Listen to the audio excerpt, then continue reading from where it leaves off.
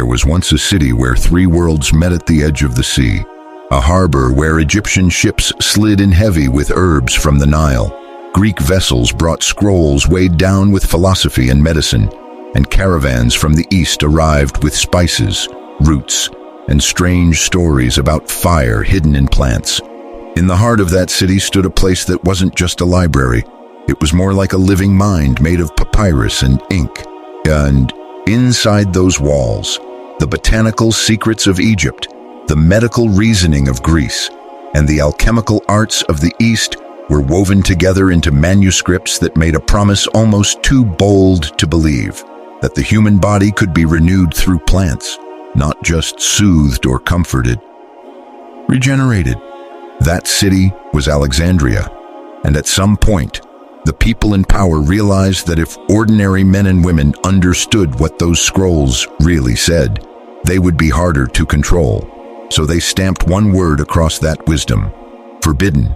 In 48 BCE, under a sky the color of molten bronze, fire climbed the colonnades. The greatest library humanity had ever created was swallowed whole. 700,000 manuscripts. Histories, poems, maps of the stars, and precise records of healing were turned into smoke.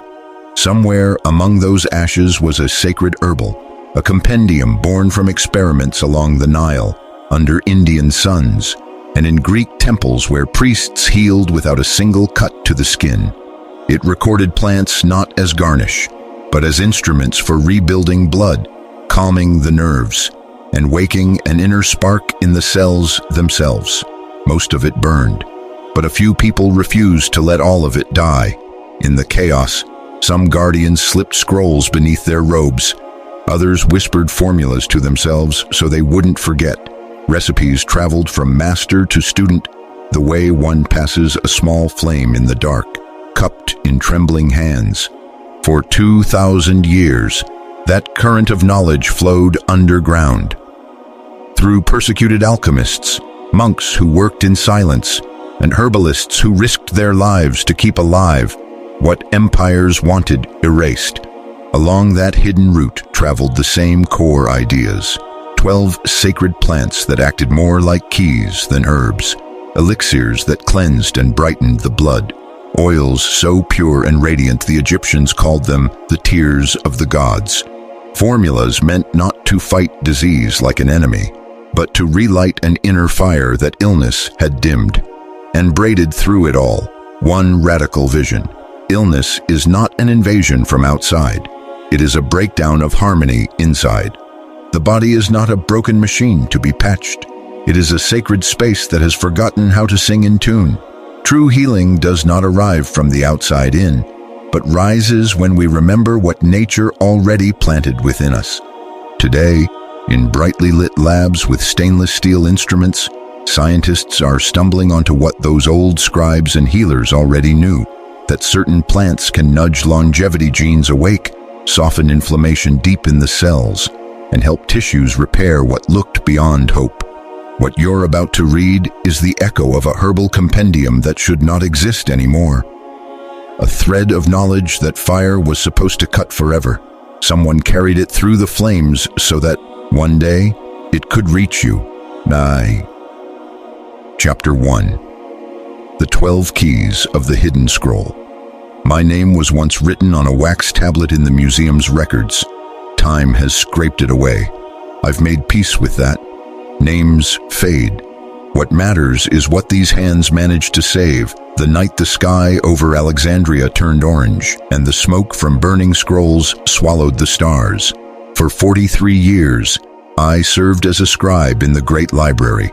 I copied texts that drifted to us from Babylon, from Persia, from lands so far east that dawn seemed to be born there first.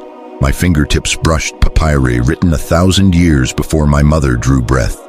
My eyes traced spells and prescriptions that Egyptian priests had guarded since the first dynasties, passed only to those who had sworn oaths in candlelit sanctuaries. The night of the fire, I felt the first heat like a fever rising through the marble floors. When I saw the flames licking the wooden shelves, climbing from scroll to scroll like a living creature, I understood immediately. No human effort could stop this. Libraries can be rebuilt, but this library, in this place, filled with this mix of knowledge from every corner of the known world, it would never exist again. So I made a choice. While others ran toward the halls of philosophy or tried to salvage the histories of kings, my feet carried me toward a section we called the Garden of Papyrus. It was quieter there, always smelling faintly of dried herbs and ink. That wing held the texts on plants, not as ornament, not as food, but as medicine, transformation, and, sometimes, what we dared to call resurrection. Among those thousands of scrolls, my heart was hunting for one, the oldest, the most complete, the most forbidden. We called it simply the Great Healing Papyrus, the very one your scholars now call the Ebers Papyrus. It was already ancient when I was born, written 35 centuries before the flames. In its brittle fibers lived 827 remedies, covering nearly every misery that could afflict a human body. But beneath all of that, woven through its core like a hidden thread of gold, were 12 plants the priests had marked as sacred. They did not see these 12 as ordinary herbs. To them, these plants were keys. Keys to doors in the body that illness had locked tight. The first was a plant you probably keep in your kitchen without a second thought: garlic. The Egyptians named it the stinking rose. It sounds like mockery, but that name carried reverence. No perfumer wanted it near his precious blends, yet this rough, sharp clove did what no flower could. It cleaned the blood. The laborers who hauled stones heavier than 3 men under the desert's merciless sun were given garlic daily. Not as a treat, but as protection. Those who ate it survived the heat and exhaustion that broke others. We didn't know the word allicin, but we saw the results. Much later, your research would reveal that when garlic is crushed, it releases that fleeting compound, which can signal genes involved in detoxification and cellular repair to wake up and get to work. We called it the breath of life hidden in the root. You call it gene expression. Same miracle, different words. The second sacred plant was a root from far away, carried in caravans like treasure, wrapped in cloth to shield it from the sun. It glowed the color of sunrise. The priests called it the blood of the earth. You know it now as turmeric. The Great Papyrus prescribed it for stubborn wounds, aching joints, and a mysterious condition we described as the fire that burns from inside the flesh. We watched swollen knees ease, angry skin calm, and feverish bodies settle.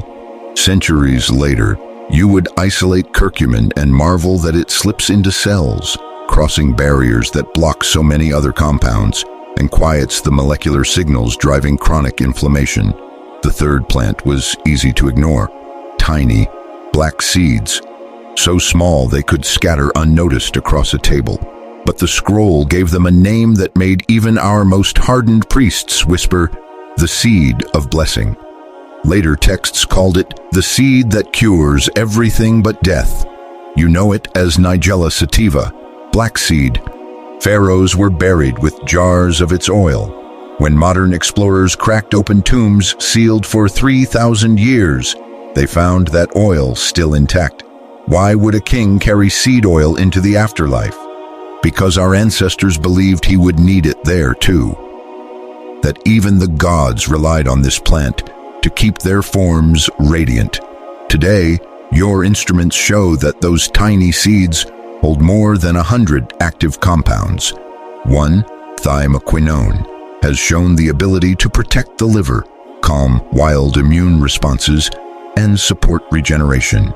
The Great Papyrus named 12 such plants, some rooted in river mud, some reaching for mountain light, some born of distant forests. Before the flames licked up the shelves, before the roof fell, I traced each of those 12 until they were carved into my memory as deeply as letters carved in stone. I did not know then that those memories would become my real library. Chapter 2. The fourfold remedy of the inner river. Tucked among the stacks I dragged from the fire, there was one scroll that had never officially existed. It wasn't stamped. It wasn't catalogued. It was a narrow roll, no longer than my arm, wrapped in linen so old that it disintegrated into dust the moment I touched it. I had found it years earlier, hidden behind a false stone in the hall that housed the medical texts of Imhotep. Whoever hid it had meant to keep it away from curious eyes, storing it as one might store a bright, dangerous flame. When I unrolled it the first time, I expected another hymn or myth. Instead, I found a recipe, not a symbolic ritual, not a philosophical interpretation of illness. An actual recipe. Precise quantities, detailed steps, clear timing, no poetry, no metaphor, just instructions written with the calm confidence of someone who knew exactly what they were doing. Its title, in hieroglyphs almost no one still understood, read, "To return the blood to the state it knew at the beginning." The ancients believed blood was the inner river of the body, a flowing current that connected every organ, every cell. If that river stayed clear and free, health followed. If it thickened, stagnated, or blackened with waste, disease was not an invader. It was the river's inevitable response. Medicine, then, was not a war against enemies. It was a cleaning of the riverbed, what your doctors now call chronic inflammation, toxicity, oxidative stress. The Egyptians bundled all that into one simple phrase, dirty blood. And then they set about learning how to clean it. This hidden scrolls formula contained just 4 ingredients. 4, yet each one was described with the kind of detail that comes from centuries of trial, error, and careful observation. The order of mixing, the length of fermentation, the time of day for taking it. All of it mattered. The first ingredient was garlic, but of a kind you would hardly recognize. The papyrus did not mention fresh cloves tossed in a pan. It demanded garlic transformed. The text instructed whole bulbs sealed with beeswax inside clay jars, then buried away from light and heat, left in darkness for 40 days and 40 nights. The priests called what emerged black garlic. It was soft, sweet, almost smoky. We did not know the names of the new compounds formed through slow fermentation, but we saw that this ripened garlic reached deeper into the body than the raw. Much later, your laboratories would talk about S-allyl cysteines, about their ability to cross the blood. Brain barrier, to mop up free radicals in the brain, to protect fragile nerve cells. We simply saw people think more clearly, sleep more peacefully, and remember better. The second ingredient was honey. But again, not just any honey. The scroll insisted it come from desert flowers, collected during the waning moon. For generations, this detail was dismissed as superstition. Until your measurements discovered that bees alter their activity and enzyme production according to lunar and seasonal cycles. Honey from desert blossoms, gathered at that particular time, carried the imprint of plants that only bloom under extreme stress, with antimicrobial compounds strong enough to keep the honey in pharaonic tombs fresh for thousands of years. The third ingredient was wine, used not as intoxicant, but as tool. Whoa! The scroll called it wine of the 7 plants, a robust red wine in which 7 herbs macerated for a full lunar cycle: rosemary, thyme, sage, oregano, mint, verbena, and a 7th we identified as lemon balm, described simply as the leaf that comforts the frightened heart. To our healers, the wine was simply the fastest way to extract and carry the medicine of those herbs throughout the body. Today, you call that a tincture. We called it the plant's spirit in liquid clothes. The 4th ingredient was black seed, Nigella sativa. Again, this time, the scroll was adamant. The seeds must remain whole until the very moment of preparation. Only then were they ground, swiftly and folded in. Do not let them sit open to air, the text warned. Their breath leaves them. Now you know that the essential oil compounds in those seeds oxidize quickly. Then, we only knew that medicine prepared with freshly ground seeds worked better, and that was enough. The method itself was like music. First, black garlic pounded in a stone mortar until it surrendered into a paste. Then the honey, circling in slowly, always in the same direction, always stirred by hand.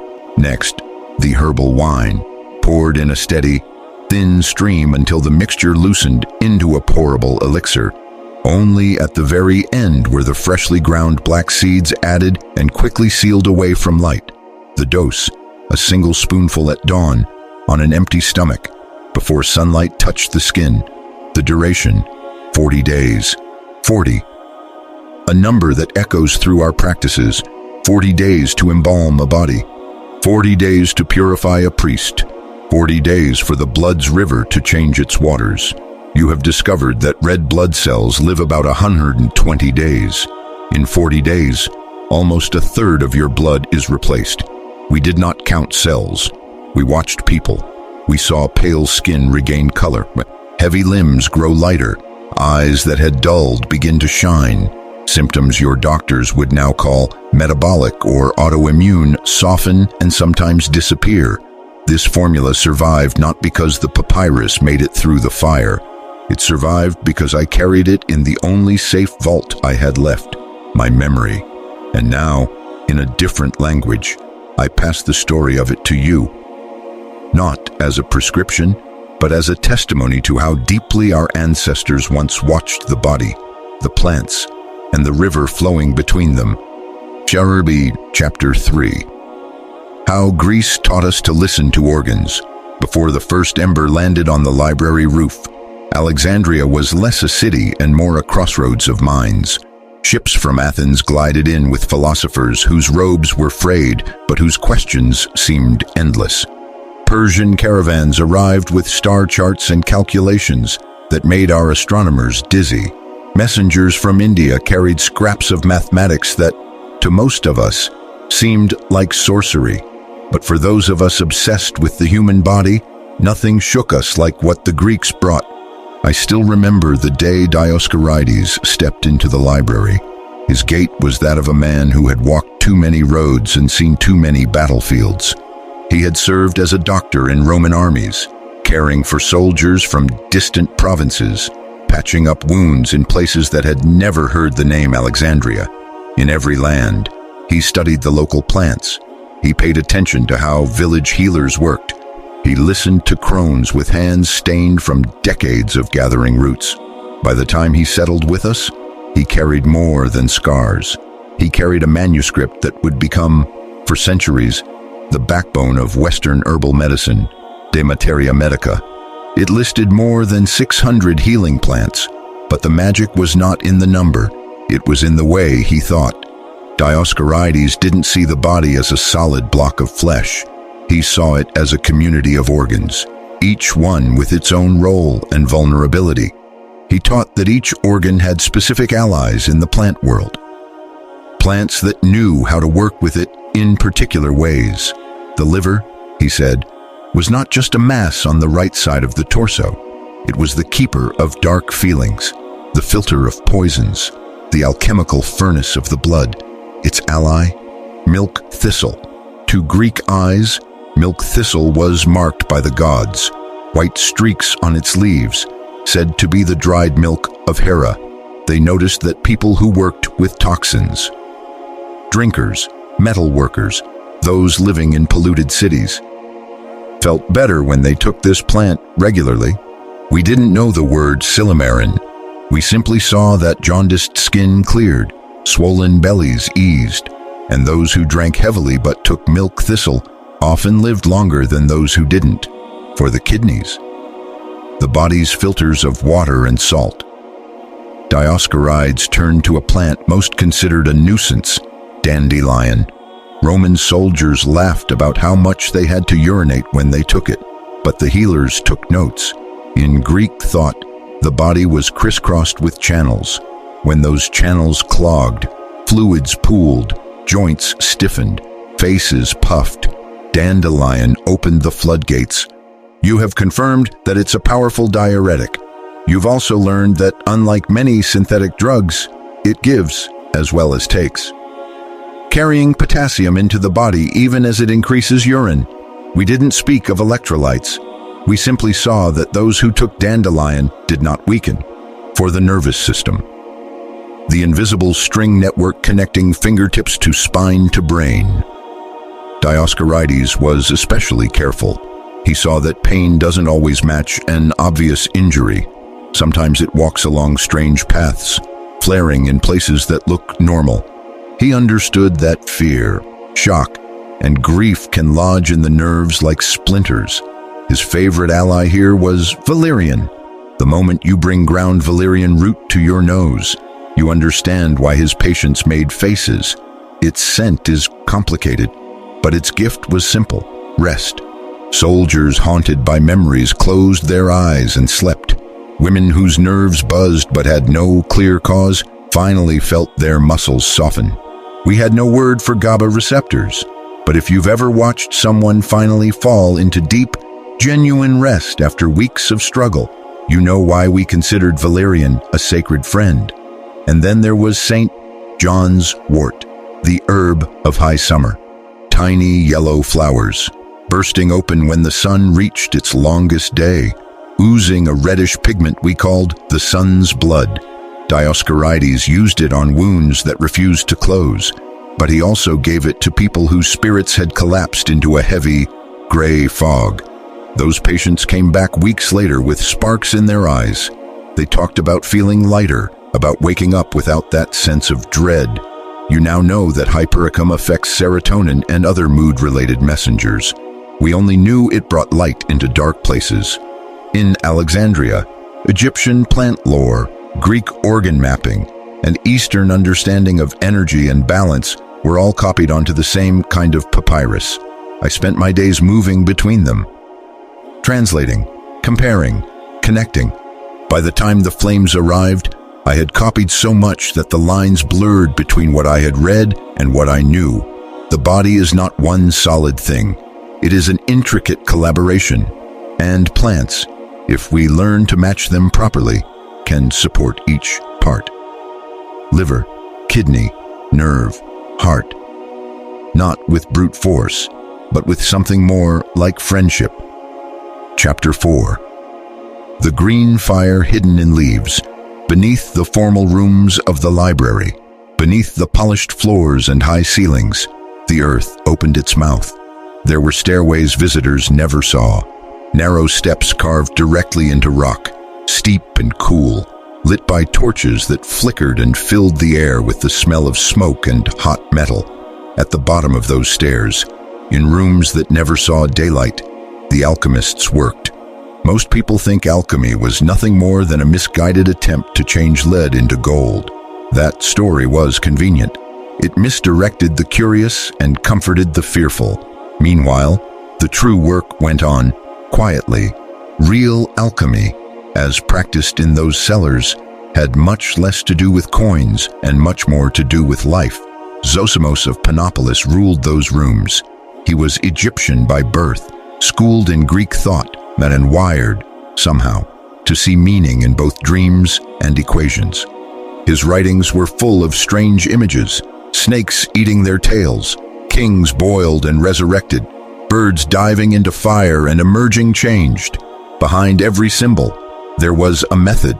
Zosimos taught that every plant contained a spark of what he called green fire, a concentrated form of life force, asleep inside roots, leaves, and blossoms. You could eat the plant and get some of that force, but if you knew how to extract and concentrate it, you could create something far more powerful than any simple tea. It began in the fields and gardens. He sent his apprentices to gather herbs at dawn, believing the plants at that hour to be charged with fresh energy. He insisted they favor scrubby, hard-fought plants over lush ones, saying that life force concentrates where life is hardest. He timed harvests with the moon, believing that sap rose and fell like tides. Then came the extraction. The simplest method was maceration, soaking plant material in wine or another solvent for weeks or months. The liquid that emerged was not just flavored.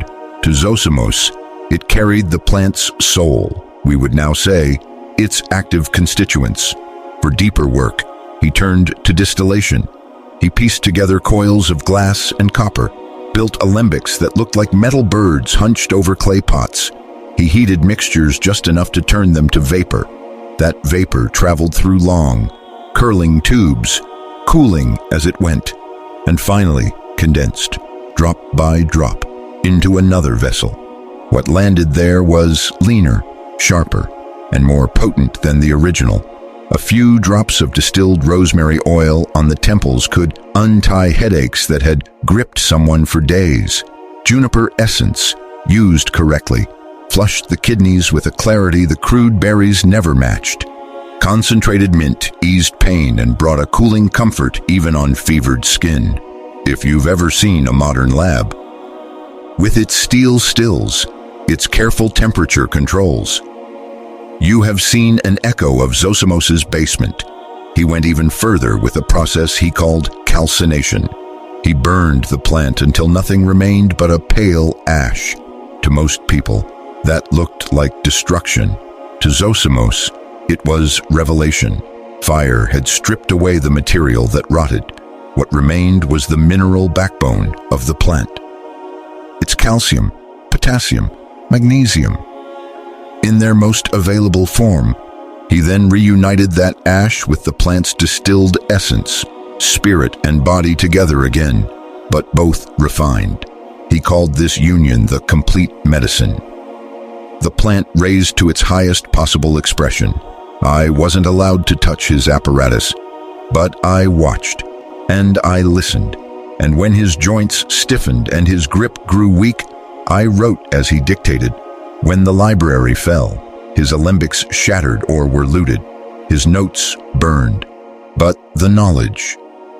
How to find the green fire in a living plant, how to draw it out, how to reunite it with its mineral bones. That lived on because I had stored it where fire could not reach. Today, when you take a standardized extract, a distilled oil, or a carefully concentrated tincture, you are touching that same tradition, different tools, same flame. Chapter 5. When the body's music goes wrong. Of all the thinkers whose words filled the library's halls, one man changed how I see illness more than any other. His name was Herbalist. In a time when most people believed opening the human body was an offense to the gods, he convinced the rulers to let him dissect the bodies of criminals after death. It was a grim privilege, but one he believed could save more lives than any single decree. What he discovered with his knife reshaped medicine. He traced nerves like invisible strings, running from skin to spine to brain. He distinguished arteries full of pulsing, bright blood from veins, slower and darker. He showed anyone willing to listen that the brain, not the heart, was the source of thought. Yet his deepest insight didn't come from his work with the dead. It came from how he listened to the living. Herbalist loved metaphors that ordinary people could understand. He said, "Think of your body as an orchestra. The heart, with its steady beat, was the drummer. The lungs were the flutes, blowing air in a regular rhythm. The stomach and intestines rumbled like a section of low percussion. The liver thrummed like a heavy bass. The brain stood up high, conducting, sending signals, keeping time. When each instrument played at the right volume and tempo, the result was health, not perfection, not absence of trouble, but harmony. When one instrument went out of tune or lost the beat, the whole song suffered. To him, this was disease, not an invading enemy, not punishment from above, but a breakdown in coordination. That shift from war to music changes everything. If you see illness as an invader, you try to destroy it, no matter the collateral damage. If you see it as a false note, a lost rhythm, you look for ways to gently retune. Herbalist developed what he called the art of the pulse. Sphygmology, he would sit with his hand on a patient's wrist, sometimes for an embarrassingly long time, eyes closed, listening with his fingertips. He cataloged pulse qualities like a composer cataloging sounds: fast, slow, deep, shallow, tight, slack, skipping, surging, fading. A hard, tense pulse told him there was too much inner heat. What you might call inflammation, agitation, anger. A soft, empty pulse suggested someone drained, lacking vital energy. A pulse that danced and stumbled like a nervous musician pointed to emotional storms. He diagnosed not just what the body was doing, but what it was feeling. Across the world, Chinese doctors, whom he never knew, were doing something so similar it still makes me shiver. They, too, listened to dozens of pulse qualities. They, too, believed the pulse was the most direct way to hear the body's music. Herbalist used plants the way a tuner uses small tools. If a particular organ was blaring, he chose herbs that quieted it. Cooling, sedating, grounding. If an organ barely whispered, he picked stimulating herbs, gently encouraging it to speak up.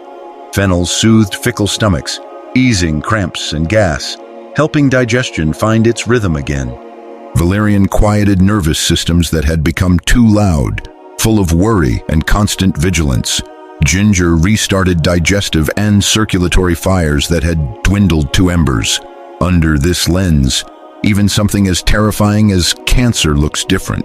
Instead of an enemy, it becomes a group of cells that have gone rogue.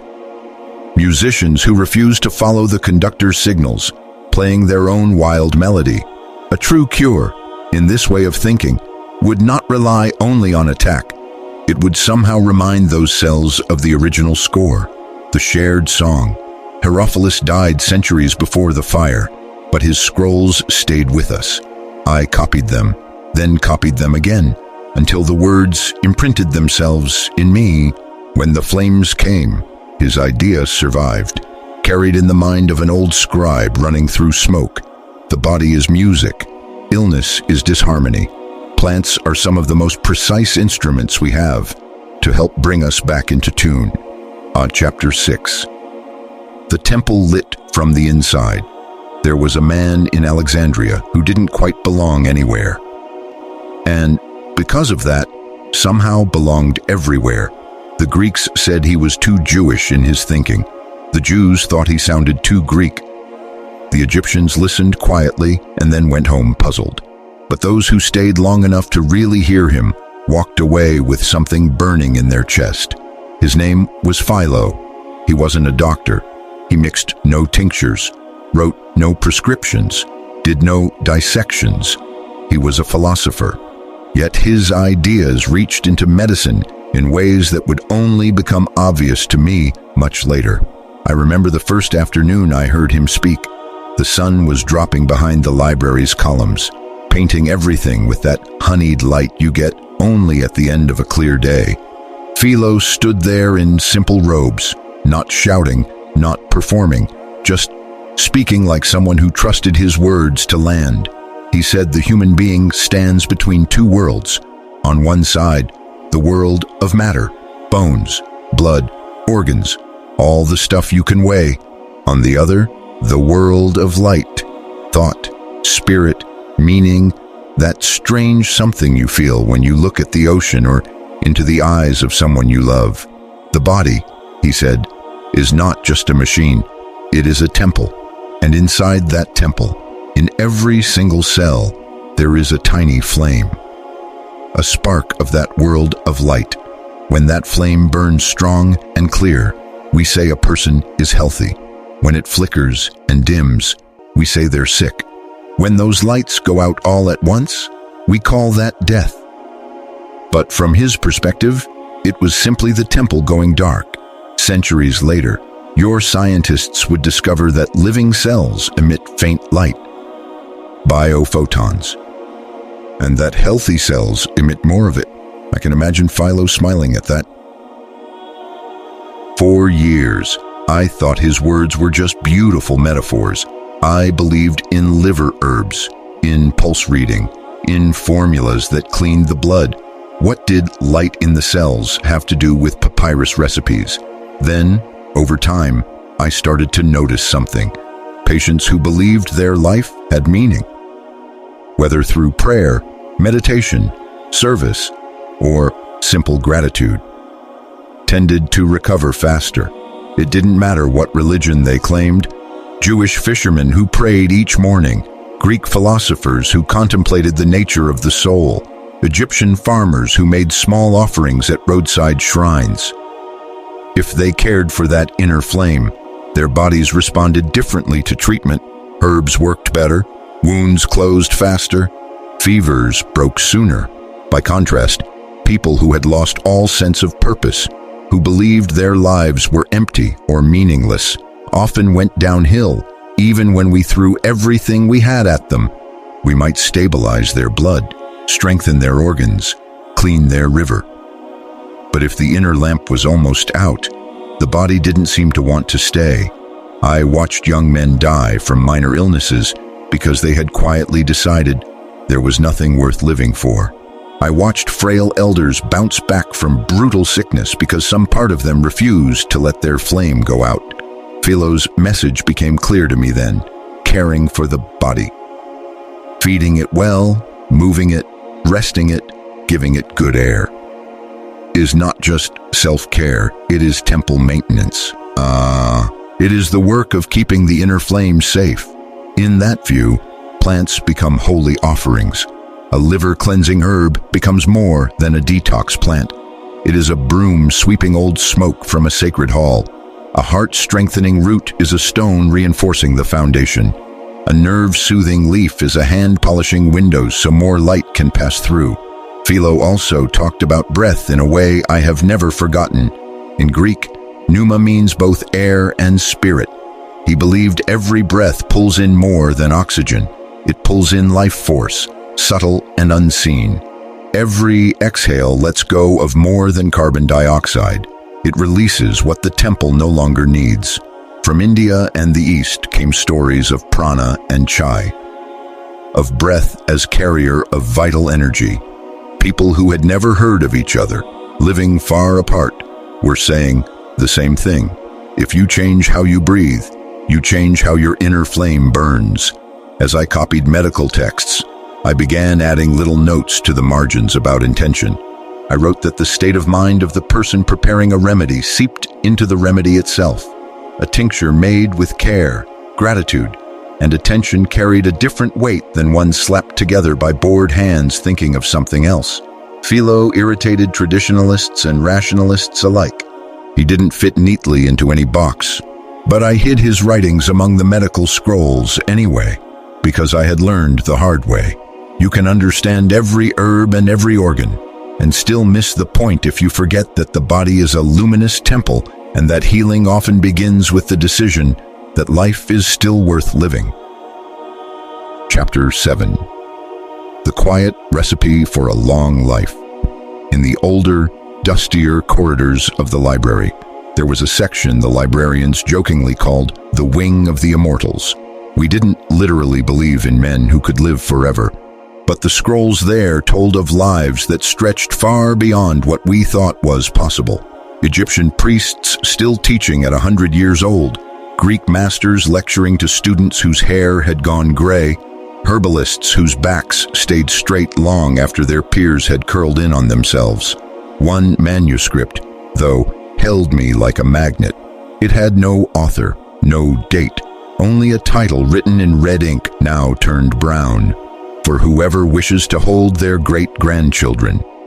Inside, there was no esoteric language, no talk of gods, no grand promises, just a simple set of daily instructions, so ordinary that when I first read it, I laughed. With time, I stopped laughing. The first ingredient was pomegranate. To the Egyptians, it was a sacred fruit, carved on temple walls, painted in the tombs of kings. Its many seeds represented rebirth, continuity, abundance, but the instructions were practical, not symbolic. Each morning, it said, eat a handful of seeds. Chew them slowly. Let the tart red juice linger on the tongue. Centuries later, your studies would point out punicalagins and other compounds that support mitochondrial health. The tiny power factories in each cell protect those factories, and the cell ages more slowly. Damage them, and everything speeds up. The second ingredient was figs, not the pale, tasteless kind. Dark, ripe figs, warmed by the sun when in season, dried for the colder months. 3 per day, not 2, not 5. 3 figs, the manuscript claimed, carried the sweetness of the sun. Today you know they're packed with minerals. Potassium, calcium, magnesium, and fiber that feeds beneficial gut bacteria. We had no word for microbiome. We did know that elders who ate figs regularly had fewer digestive problems, fewer mood swings, and stronger bones. The third ingredient was black seed again. The seed of blessing that kept showing up in our traditions. The text specified 7 seeds each night, swallowed whole with a little honey. Do not chew, it said. Let them open in their own time. We now understand that the body does much of its repair work while we sleep, when the conscious mind finally steps back. It made sense to me that this plant, known for its regenerative support, was meant to do its work in that nightly workshop. The fourth ingredient was fermented honey. Honey mixed with water and left in clay jars until it began to bubble softly. A mild mead, just this side of sweet, barely alcoholic. The process created new enzymes and populated the drink with helpful microbes. A spoonful at the same time each evening. The manuscript advised to keep the inner garden thriving. A balanced gut, we said, was like good soil. Everything else grew better in it. The ritual had rules about timing. Pomegranate seeds at sunrise, when the stomach is empty and open. Figs at midday, when digestive heat peaks. Fermented honey at dusk, to ease the transition into night. Black seed just before sleep, to accompany the body into its restoration hours. And there were conditions. Do not expect this to work, the unknown author warned. If you drown your body in heavy, constant excess, do not expect it to work if your mind is never quiet, or if you treat sleep as a luxury. Plants are allies, not miracles. I had the privilege of watching this recipe in action over decades, not as a cure-all, but as a quiet companion. The people who followed it faithfully didn't become unkillable saints. Life is still life. Accidents happened. Grief came. But I noticed patterns. They stayed mentally clear. Many could still walk unaided and hold their grandchildren on their laps at an age when others were already bedridden. Their departures, when they came, were more often gentle than violent.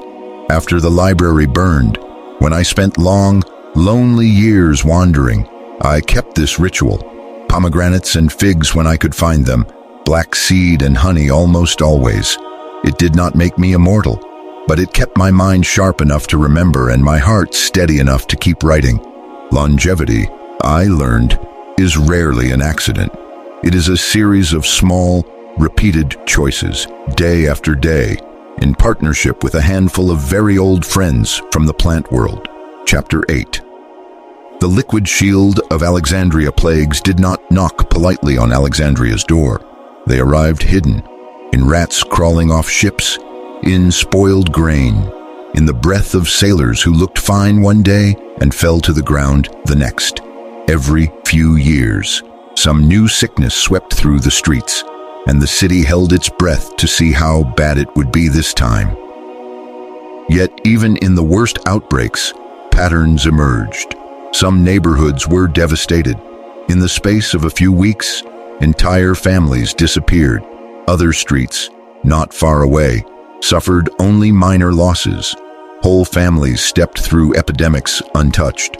At first, we shrugged and said, luck. We muttered about gods with strange preferences, about astrology and fate. But the physicians of the library were not satisfied with luck. They kept records. They visited survivors. They asked questions. And slowly, they saw that the people who fared best had a particular set of habits. They weren't necessarily richer. They weren't necessarily more devout. But they were consistent. They used certain plants, certain tonics, in specific ways. In the archives, in a box mislabeled and almost never opened, I found a scroll that pulled these practices together into one formula. It called itself simply the Liquid Shield. The base of the shield was wine. Specifically, dark red wine from grapes grown in harsh, volcanic soils. Vines forced to claw their way through rocky ground produced fewer, smaller grapes, but those fruits were intense. We fermented them for a full year in rough clay amphorae, unglazed, letting the wine breathe. We had no word for resveratrol, but we saw that people who drank small, steady amounts of this particular wine, especially when combined with certain resins, stood up better to sickness and stress. Into that wine, the scroll instructed, we were to dissolve resins, myrrh, frankincense, and a rarer one called dragon's tears, carried from Arabia in small, precious bundles. These resins softened slowly over 40 days in cool, dark spaces. The result was a bitter liquid that stained the lips and warmed the chest. No one drank it for pleasure. Myrrh, we observed, seemed to kindle the body's defenders. People who used it bled less, healed faster. Frankincense cooled the constant, low-grade inflammation that kept bodies on edge. Dragon's tears lent something, sharp, a clarity. We didn't know why. We just knew this blend did something ordinary wine did not. Next came thyme honey. Wild thyme honey from mountain bees that had little else to feed on. Thick, dark, almost smoky, it hung heavy on the spoon. We knew it soothed throats and helped keep infections away. You now know it drips with natural antimicrobials. The final addition was fresh garlic, crushed and added to the resinous wine for the same 40 days. Garlic woke up sluggish immune systems, not in a frantic, feverish way, but like a general calling sleepy guards back to their posts. The dosage was, again, small and steady. A sip each morning during the cold months, when sickness traveled more easily from person to person. Half that dose during the rest of the year, enough to keep the shield up without overburdening the body. During one especially brutal plague, I made a quiet study of my own. I noted who took the liquid shield regularly and who refused. The numbers haunted me. Of 10 people who drank the shield consistently, maybe 8 survived. Of 10 who did nothing, 3 might make it through. Modern medicine now has vocabulary. T cells, antibodies, interferons. To describe what we observed, but long before you could see a virus under a microscope, we knew this much. You can't control what arrives at your door, but you can influence how ready your inner defenses are when it knocks. The liquid shield wasn't a miracle. Some who took it still died. Life is never that simple, but it tipped the scales, and sometimes that's all you can ask for. Chapter 9. The tears of trees and the breath of flowers. Long before anyone wrote a prescription or inscribed a spell on papyrus, people were already working with sacred oils. Imagine a priest in an early Egyptian temple, anointing a king with oil glimmering in the lamplight. To them, those drops weren't just fragrant. They were literal tears of the gods. The essence of trees that had stood through storms, droughts, and generations. In the library, there was a room few were allowed to enter. We called it the Sanctuary of Aromas. The air there was heavy with 1,000 subtle scents. Shelves held sealed ceramic jars, their surfaces etched with symbols so old even we struggled to read them. Inside those jars, thick, concentrated essences had slept for years. And yet, when opened, they still bit the air with life. Essential oils, if stored well, do not rot like fruit. They don't mold like bread. They're too intense for that. They simply wait. Myrrh was one of the first oils we learned to treat with deep respect. It came from trees growing in landscapes that looked almost dead. Rock and dust, little rain, relentless sun. When the bark of those trees was cut, they bled a sticky resin that hardened in the air, solidified sorrow, some said, distilled. That resin became an oil thick as syrup, bitter and rich. We used myrrh on the dead, yes, blending it into embalming mixtures to keep bodies from decaying, but we used it on the living even more. Applied to festering wounds, it slowed decay and gave the body time to catch up with its repair work. Ulcers that had smelled like death itself began to close. Sore mouths, infected gums, lesions under the sun's brutal gaze healed faster. Frankincense was myrrh's luminous sibling.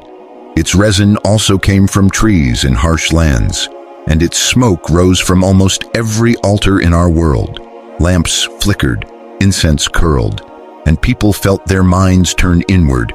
But its oil was not just for prayer. Rubbed into skin, frankincense softened deep lines and faded scars that people had long since accepted as permanent.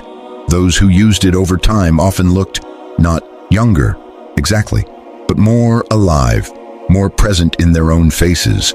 Inside the body, it seemed to quiet stubborn inflammation, easing aching joints and rigid muscles. Some physicians even tried it on growths and tumors. Sometimes, miraculously, those growths shrank. We didn't understand it. We just watched, astonished. Cedar oil was the purifier. Cedar wood was prized for coffins because insects avoided it and time treated it kindly. The oil condensed that property into something you could carry in a tiny vial. A drop in water changed the scent and feel of a sick room. Physicians and priests rubbed it on their hands and chests before stepping into homes filled with contagious air. It was no absolute shield, but those who used it seemed to fall ill less often. And then there was blue lotus, the most mysterious of them all. It rose from the Nile's waters, its blue-tipped petals opening with the sun and folding again at dusk. The Egyptians painted it in scenes of paradise, often near the faces of those receiving enlightenment. We didn't use its oil for cuts or infections.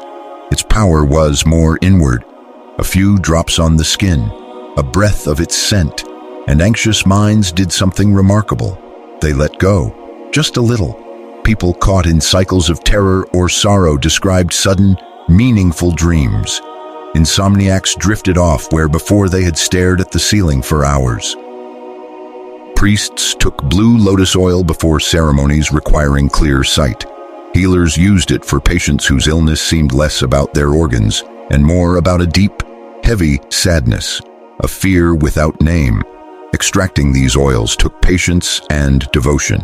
You needed baskets of petals to yield a handful of drops.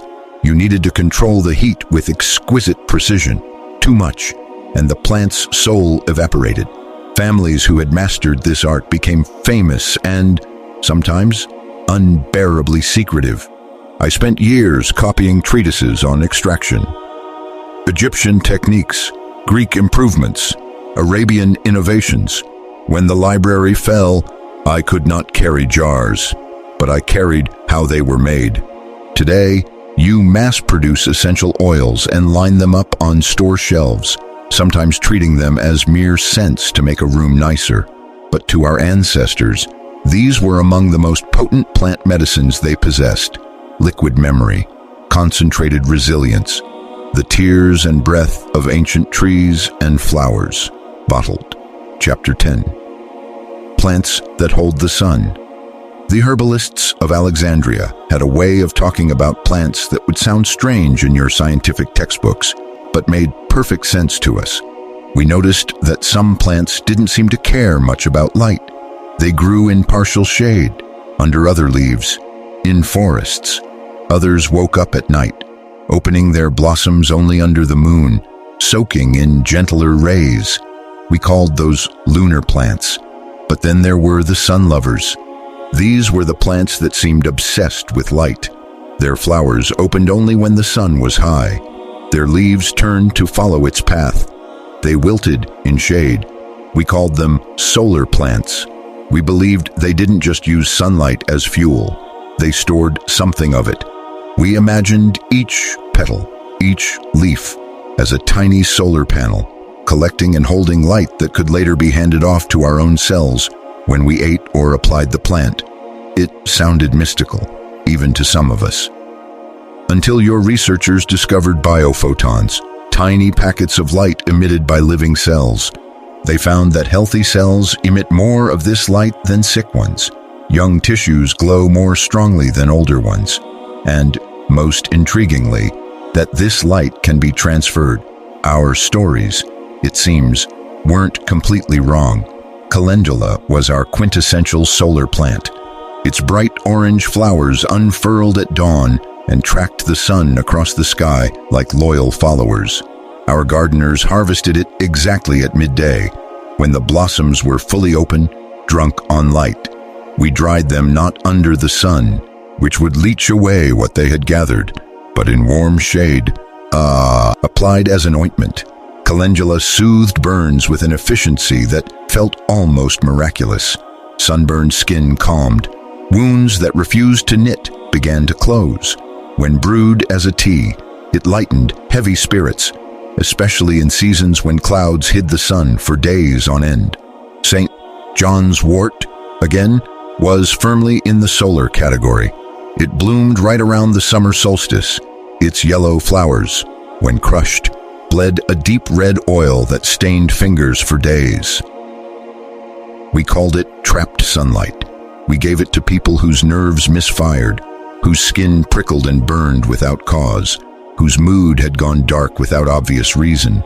Week after week, those people often started smiling again.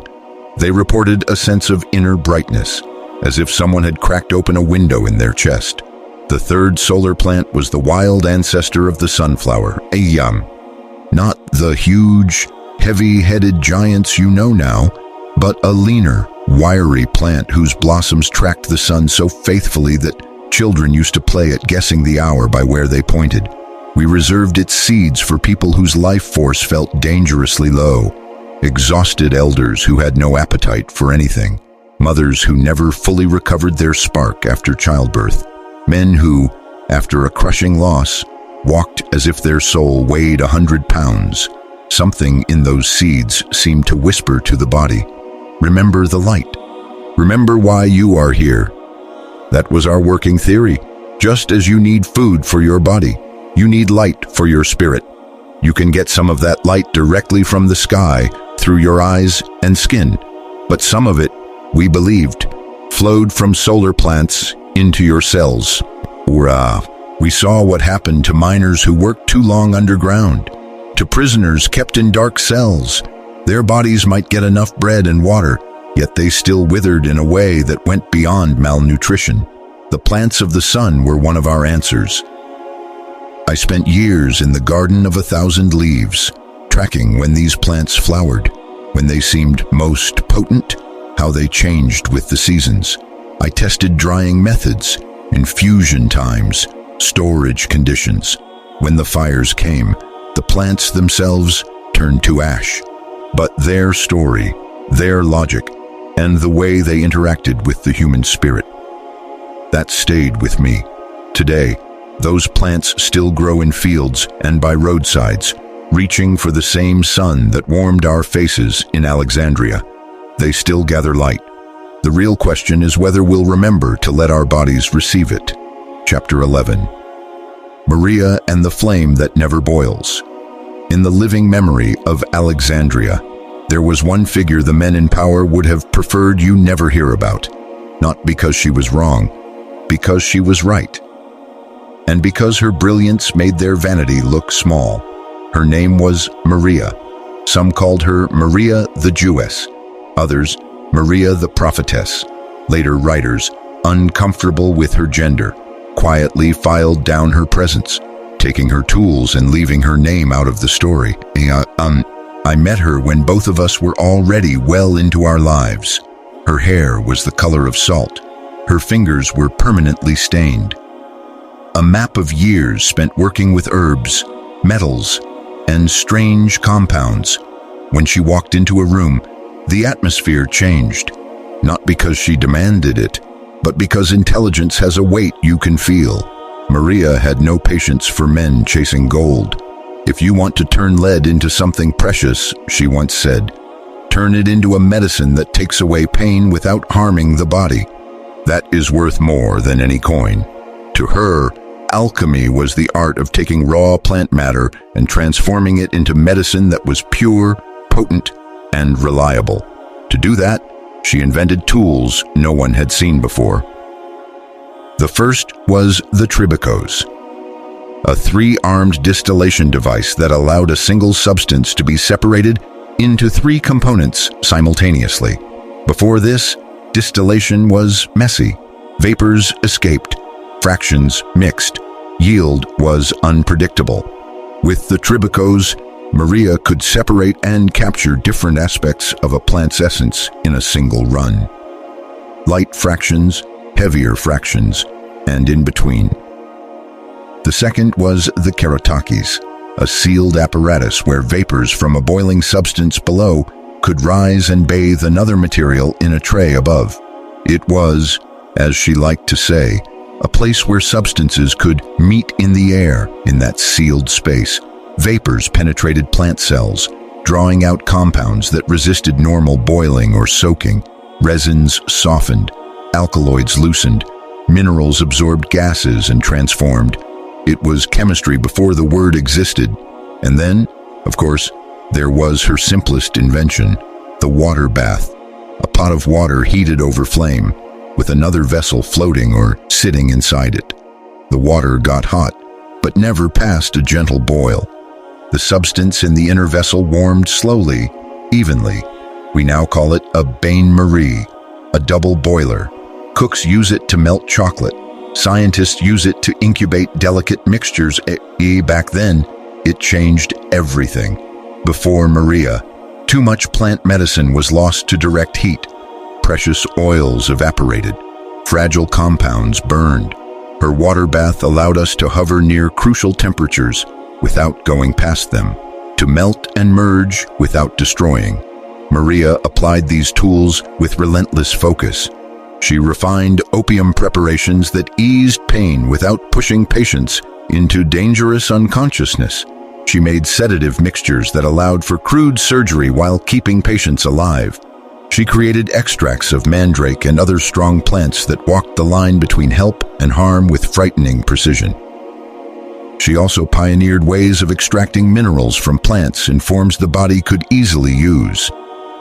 What she called plant-borne metals: iron from spinach, calcium from nettles, magnesium from dark greens.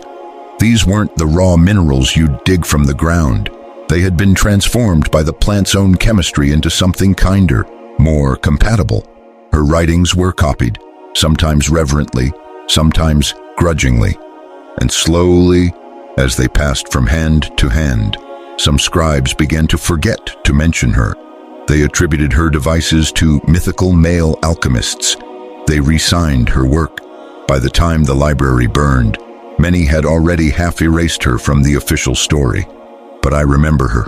I remember sitting at her workbench, my fingers aching, copying diagrams of alembics and water baths while she corrected my mistakes.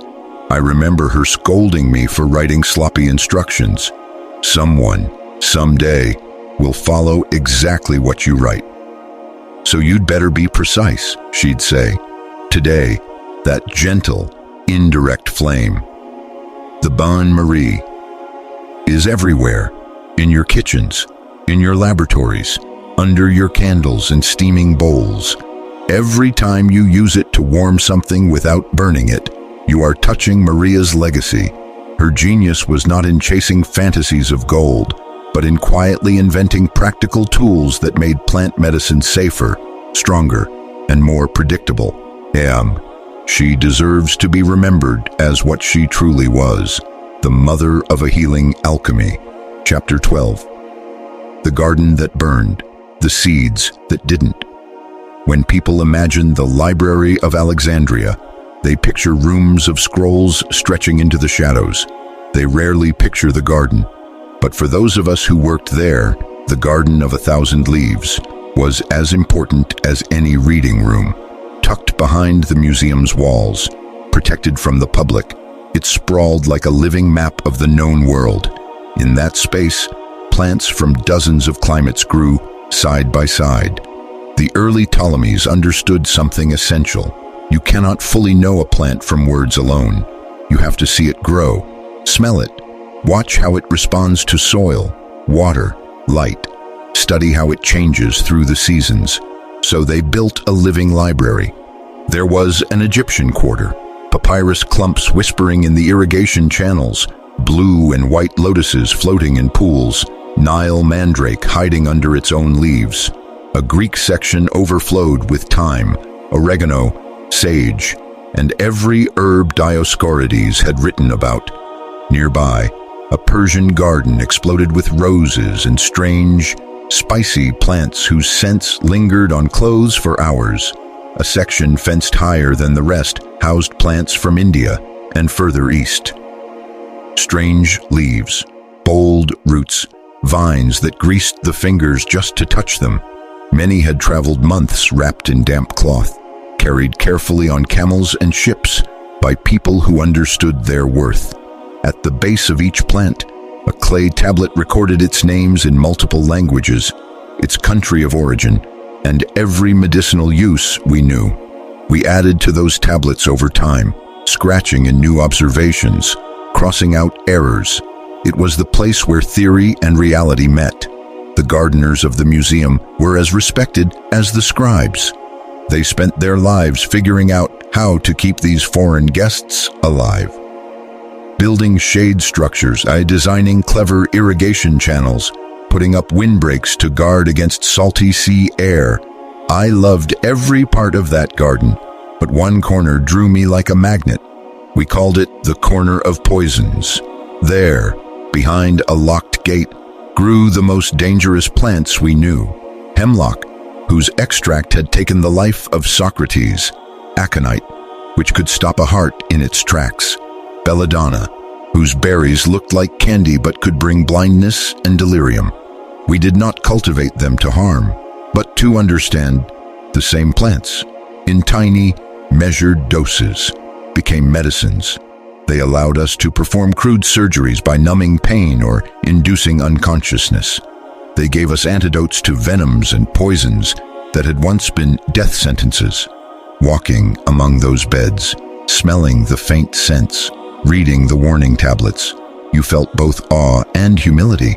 Some of the most powerful healing tools grow right next to the most efficient killers. Often, they are the same plant. Then came the night of fire. The flames that devoured the scroll rooms leapt to the garden. Dry summer leaves went up like paper. Vines that had taken 10 years to establish crackled and fell. Heat shattered clay pots. The irrigation channels, designed to carry gentle water, were useless against the speed of burning air. I saw gardeners running with small trees in their arms, clutching pots to their chests, coughing as smoke clawed their lungs. I saw one man digging furiously at the base of a rare shrub, trying to save its roots while flames curled around his sleeves. Some seeds were saved. A handful of root bundles are wrapped in wet cloth and carried away. A few cuttings, tucked inside robes and smuggled out of the city. But most of those plants, the specific varieties we had studied for years, the lines brought from remote valleys and lucky accidents in distant forests, were gone. The Romans who set the fires did not understand what they were destroying. To them, it was just another garden. Herbs grow everywhere. They thought, what is one collection? They did not understand that some of those plants contained answers to diseases that would continue to kill for centuries. They did not understand that we were losing not just plants, but decades of careful observation. Timing, color, scent, subtle differences that words on a scroll can never truly capture. I escaped with knowledge in the only form I could carry without slowing down. Stories, recipes, principles. I can describe a plant. I can tell you what it did in our patients. I can write down when we harvested it and how we prepared it.